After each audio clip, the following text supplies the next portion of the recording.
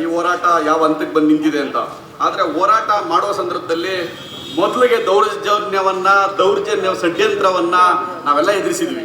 ಆ ಷಡ್ಯಂತ್ರದ ಭಾಗವಾಗಿ ನನ್ನ ಅನೇಕ ಸ್ನೇಹಿತರು, ನನ್ನ ಕ್ಲಾಸ್ಮೇಟ್ಸು, ನನ್ನ ಜೊತೆಲಿ ಓದಂಥವರು ನನ್ನ ವಿರುದ್ಧ ಮಾತಾಡಿದ್ರು ಸಿಟಿ ಕೋರ್ಟಲ್ಲಿ ನಿಂತ್ಕೊಂಡು.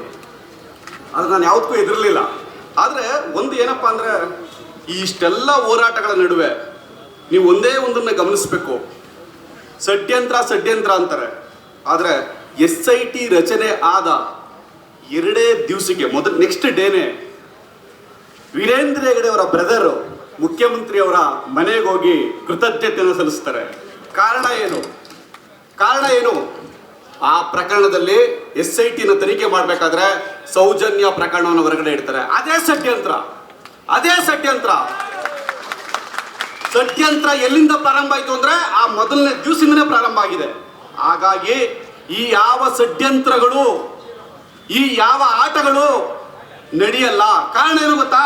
ನೋಡಿ, ಎಷ್ಟೋ ರಾಜಕೀಯ ಸಮಾವೇಶಗಳು ನಡೀತವೆ. 1 ಅವರ್ 2 ಅವರ್ಗೆ ಎದ್ದೊಂಡೈತಾರೆ ಜನ. ಆದರೆ ಇವತ್ತು 10ವರೆಗೆ ಪ್ರಾರಂಭ ಆದಂಥ ಈ ಸಭೆ ಇವತ್ತು 3 ಗಂಟೆ ಆಗ್ತಾ ಇದ್ರು ಕೂಡ ಜನ ಹೀಗೆ ಕೂತಿದ್ದಾರೆ ಅಂದ್ರೆ ಈ ಹೋರಾಟಕ್ಕೆ, ಈ ಸೌಜನ್ಯಕ್ಕೆ ಇರ್ತಕ್ಕಂಥ ಶಕ್ತಿ. ಆ ಕಾರಣದಿಂದ ಈ ಹೋರಾಟ ಕೇವಲ ಧರ್ಮಸ್ಥಳಕ್ಕೆ ಸೀಮಿತವಾಗಿತ್ತು.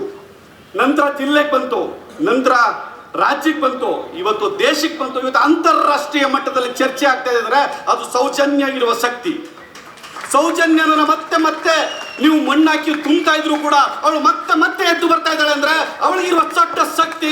ನೀವು ಯಾವುದೇ ಕಾರಣಕ್ಕೂ ಈ ನಿಮ್ಮ ಷಡ್ಯಂತ್ರವನ್ನ ಮುಚ್ಚಾಕಿ ಸತ್ಯವನ್ನ ಹೊರತರುವ ಪ್ರಯತ್ನವನ್ನ ನಾವೆಲ್ಲ ಹೋರಾಟಗಾರರು ಮಾಡ್ತೀವಿ ಅನ್ನುವ ಆಶಾಭಾವನವನ್ನ ವ್ಯಕ್ತಪಡಿಸ್ತಾ ನನಗೆ ಮಾತಾಡಲಿಕ್ಕೆ ಅವಕಾಶ ಮಾಡಿಕೊಟ್ಟಂತ ತಮ್ಮೆಲ್ಲರಿಗೂ ವಂದಿಸಿ, ಹೋರಾಟಗಾರರಿಗೆ ಯಶಸ್ಸು ಸಿಗ್ಲಿ, ಈ ಹೋರಾಟಕ್ಕೆ ಯಶಸ್ಸು ಸಿಗ್ಲಿ ಅಂತ ಹೇಳ್ತಾ ನನ್ನ ಮಾತನ್ನು ಮುಗಿಸ್ತೇನೆ. Thank you. ಈ ಹೋರಾಟ ಯಾವ ಹಂತಕ್ಕೆ ಬಂದು ನಿಂತಿದೆ ಅಂತ. ಆದರೆ ಹೋರಾಟ ಮಾಡೋ ಸಂದರ್ಭದಲ್ಲಿ ಮೊದಲಿಗೆ ದೌರ್ಜನ್ಯ ಷಡ್ಯಂತ್ರವನ್ನ ನಾವೆಲ್ಲ ಎದುರಿಸಿದ್ವಿ. ಆ ಷಡ್ಯಂತ್ರದ ಭಾಗವಾಗಿ ನನ್ನ ಅನೇಕ ಸ್ನೇಹಿತರು, ನನ್ನ ಕ್ಲಾಸ್ಮೇಟ್ಸು, ನನ್ನ ಜೊತೆಲಿ ಓದಂಥವರು ನನ್ನ ವಿರುದ್ಧ ಮಾತಾಡಿದ್ರು ಸಿಟಿ ಕೋರ್ಟಲ್ಲಿ ನಿಂತ್ಕೊಂಡು. ಆದರೆ ನಾನು ಯಾವುದಕ್ಕೂ ಎದುರಲಿಲ್ಲ. ಆದರೆ ಒಂದು ಏನಪ್ಪ ಅಂದರೆ, ಈ ಇಷ್ಟೆಲ್ಲ ಹೋರಾಟಗಳ ನಡುವೆ ನೀವು ಒಂದೇ ಒಂದನ್ನು ಗಮನಿಸಬೇಕು. ಷಡ್ಯಂತ್ರ ಅಂತಾರೆ. ಆದರೆ SIT ರಚನೆ ಆದ 2 ದಿವಸಕ್ಕೆ ನೆಕ್ಸ್ಟ್ ಡೇನೆ ವೀರೇಂದ್ರ ಹೆಗಡೆ ಅವರ ಬ್ರದರು ಮುಖ್ಯಮಂತ್ರಿಯವರ ಮನೆಗೆ ಹೋಗಿ ಕೃತಜ್ಞತೆಯನ್ನು ಸಲ್ಲಿಸ್ತಾರೆ. ಕಾರಣ ಏನು? ಆ ಪ್ರಕರಣದಲ್ಲಿ SITನ ತನಿಖೆ ಮಾಡಬೇಕಾದ್ರೆ ಸೌಜನ್ಯ ಪ್ರಕರಣವನ್ನು ಹೊರಗಡೆ ಇಡ್ತಾರೆ. ಅದೇ ಷಡ್ಯಂತ್ರ ಎಲ್ಲಿಂದ ಪ್ರಾರಂಭ ಆಯಿತು ಅಂದರೆ ಆ ಮೊದಲನೇ ದಿವಸದಿಂದನೇ ಪ್ರಾರಂಭ ಆಗಿದೆ. ಹಾಗಾಗಿ ಈ ಯಾವ ಷಡ್ಯಂತ್ರಗಳು, ಈ ಯಾವ ಆಟಗಳು ನಡೆಯಲ್ಲ. ಕಾರಣ ಏನು ಗೊತ್ತಾ? ನೋಡಿ, ಎಷ್ಟೋ ರಾಜಕೀಯ ಸಮಾವೇಶಗಳು ನಡೀತವೆ. 1 ಅವರ್ 2 ಅವರ್ಗೆ ಎದ್ದೊಂಡೈತಾರೆ ಜನ. ಆದರೆ ಇವತ್ತು 10ವರೆಗೆ ಪ್ರಾರಂಭ ಆದಂಥ ಈ ಸಭೆ ಇವತ್ತು 3 ಗಂಟೆ ಆಗ್ತಾ ಇದ್ರು ಕೂಡ ಜನ ಹೀಗೆ ಕೂತಿದ್ದಾರೆ ಅಂದ್ರೆ ಈ ಹೋರಾಟಕ್ಕೆ, ಈ ಸೌಜನ್ಯಕ್ಕೆ ಇರ್ತಕ್ಕಂಥ ಶಕ್ತಿ.